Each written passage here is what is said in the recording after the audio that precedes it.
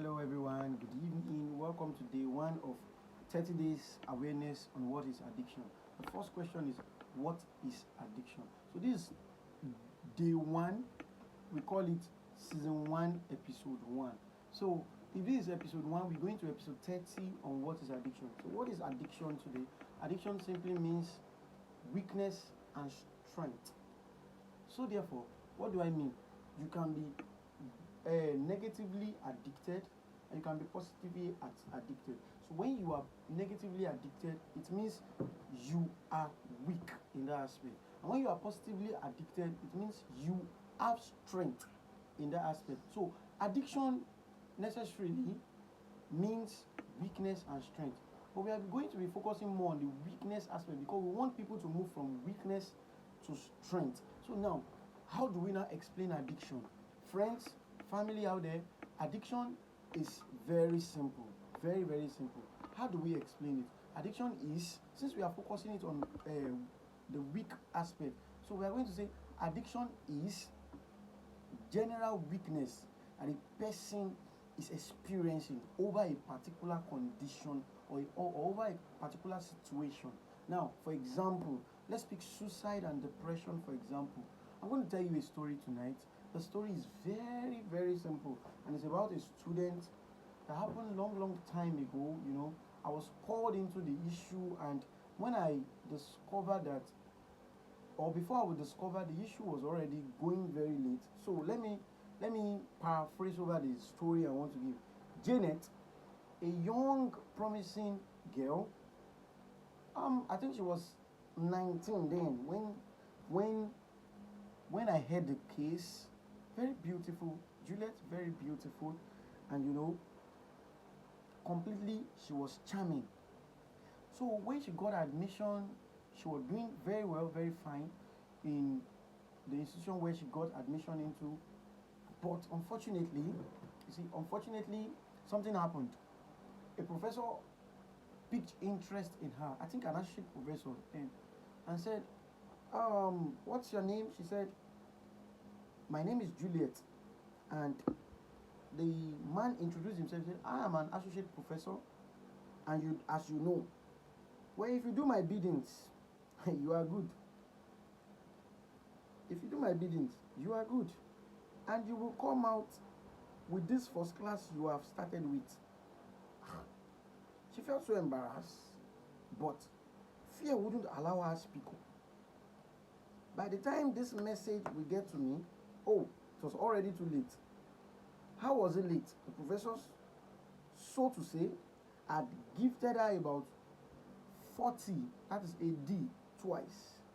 Obviously, she can't fail because she's an high flyer. And if she failed, her result would be questioned. So all she could do was, all the lecturer could do was to give her a D. Of course, she didn't fail. She could do well in every other courses and do not so well in just one course. The university system could just look over it since it is just one. But anyway, that was then. You see, this professor gifted her about 40 twice. That's D. And you know what a 40 can do to a result of somebody having a first class? So it wrinkled the results. It wrinkled the results, and she busted into tears after her second year because after the second year, her CGPA dropped from 4.9 to about 4.4. I didn't know how it was, but I think she had A's in all other courses, but it couldn't suffice. So, well, she didn't speak up, so no one was able to help. She didn't speak up on time, so nobody was able to help. By when she got to 300 level, her CGPA had already dropped to 4 points. Whereas this Juliet was a high flyer who started from 4.9, but at the end of 300 level, she was already in 4 points. Juliet had serious visions, serious goals, and she gave up. Academically, she gave up, and When I heard it, I tried reaching out to Juliet. She already made up her mind. You know, it wasn't easy for her again, and I tried to reach out, but she wouldn't give the space. Why was she not giving space? She believed that I could not help. She believed there was nothing I could do, and there was nothing anybody could do. Since this is an associate professor talking, or this a professor talking at the moment, she just, and she wasn't ready to do what the lecturer was saying because she has never done it. She has never experienced. She told, she said it. She said, "Sir, I've not experienced it. I don't know, but I had made a vow. I'm going to keep myself until I get married, and I made it to my late mother, and I'm not ready to defile that promise."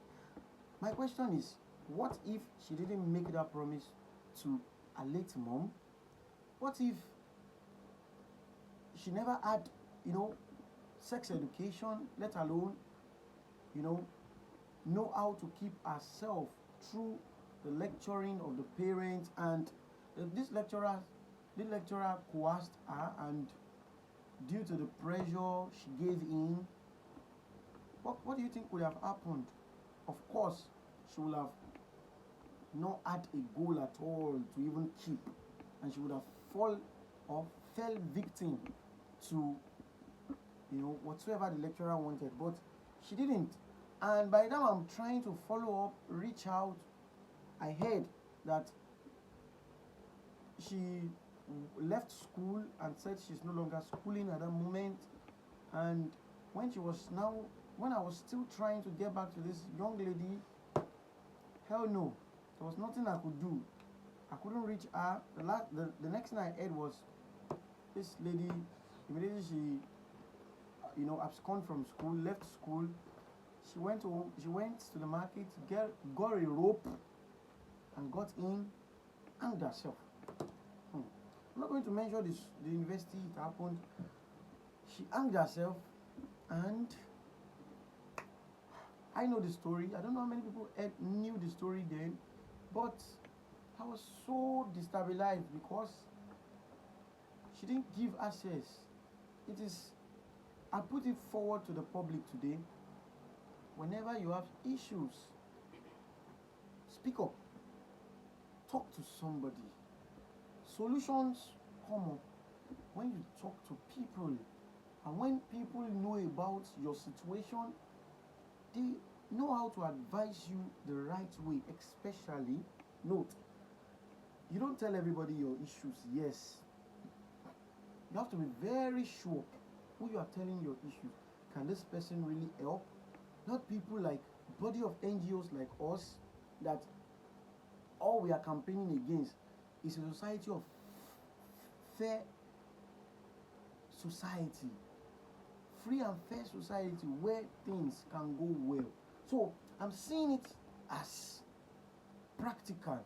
When you see body of NGOs like this that really have interest in helping students, young adults, youth, tackle critical issues, it's all over to you to be able to speak up to them, talk to them, reach out to them, and let them hear you.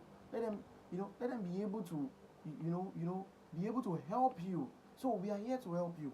What is addiction again? Addiction is weakness over strength. So now there's a part of you that has strength, and there's a part of you that has weakness. So the weak aspect of you is trying to dominate over the strength aspect of you. So when the weak aspect of you dominates the strength you have, then you fall into depression. At the end, many people commit suicide. Okay, let me see another story. Another story happened recently where somebody committed suicide. I know the person stays, in fact, let me mention, the person stays in Ijebu-Ode, to be precise. When I got a story, I called, I said, what happened to this person? He said, oh, he's dead. He ended it. That was how the person put it. He said, oh, he ended it. I'm pushed to mention names since, but I don't think it's proper. I shouldn't mention name. You see, suicide is not the end of a particular problem. You only left it for the people behind you to come and take over it and solve that problem you could not solve. Now, what happened to this person in their body? I know so many people that will be watching me know about this case. Somewhere in Djibouti, it happened, let me say last month. Yes, that's April, around April, yes. So around April, this guy, he has been depressed. I think he was into debt and all of that. So he could not pay. He tried and tried and tried and tried, but he could not. He sought for help. So I really don't buy into the idea where people are so wealthy in this country and they can't help people struggling. Although there are philanthropists, so many of them philanthropists trying to help, and we quite understand that you cannot help everybody at the same time. Yes, you can't, and we understand the nitty-gritty of it, that you can't help everybody at the same time. But nevertheless, we don't know who is serious and who is not serious anymore, because like this guy now, for example, he ran to people for help and he couldn't get any help. He didn't get any. Nobody helped him. Nobody was there to support. And the only thing coming to his head was, he had to end it. I have to just end it. I have to end it. I have to end it. And that is the devil speaking to his head. The voice speaking to his head. I needed to end it. And lo and behold, he went also, got a rope and ended it. When I heard the story, and I asked what happened, he said, my brother. The person I called said, my brother, he ended it. He ended it. I said, and how? He said he was in serious, massive debt. And there was no way he could pull through. And he could not face the people. All he could do was just to end it. Silently, he ended it. My friends out there, a whole lot is going on. When you see people that are having issues, please tag me. I'm ready to help. Tag me anytime. Tag me any day. I represent Omega APR Foundation. So what we do is to meet this kind of people. This is episode 1 on what is addiction. We don't want addiction to trend in our society. We don't want this suicide, depression to eat deep into our society, whereby people now end it. We now go about, they say they want to end it. Tag us. We are ready to blow the horn, to raise help for you. We are here to raise help. We are here to call for support. We are here to we have board that is ready to support, help people. We have been helping silently. We don't come up here to post them. In fact, we pay so many people's school fees just because we want to help. And we have bodies ready to sponsor, ready. In fact, some people are there willing to partner just for us to curb addiction. We don't want more debt on suicide, depression. Some people end it because they experience, what's it called? Breakfast. When we are here to give you lunch so that you recover from breakfast. We are here to give you dinner so that you won't even remember you ever ate lunch. So we are here for you. Breakfast is not the end of it. Your business collapsed shouldn't end it. Breakfast from a guy, from a lady, shouldn't make you end it. Low CGPA should not make you end it. Hey friends, we are here for you. I am your friend. I am somebody you can talk to. Let's talk, let's reason together. Let's be able to talk, dialogue, and be able to reach a point of conclusion of help. I'm here to help you. These things, they actually can be solved, not by ending it. Ending it is not a solution. You are a generation that is supposed to rebate another generation. When you end it, you have end a lineage. And the more you do it, the more it trends. Addiction is so bad to the extent that this kinds of addiction I'm talking about, they are bad to the extent that people now tend to see from the past. Oh, he ended it. Nothing happened to him. I can also end it. No, you cannot end it. You can come out of it. Use the strength we are giving you now to tackle the weakness that this addiction is bringing your way. Suicide is a trend and it's a negative one, and we are here to help you stop it. Hey friends, we have to stop it. We have to curb it, and we are here for you. Tag me anytime, any day. Tag me anywhere, and I'm here for you. So friends, tomorrow join me again for another round of episode. Thank you so much. It's indeed a nice time to talk about 30 days awareness on what is addiction. Suicide, say no to it. Depression, no.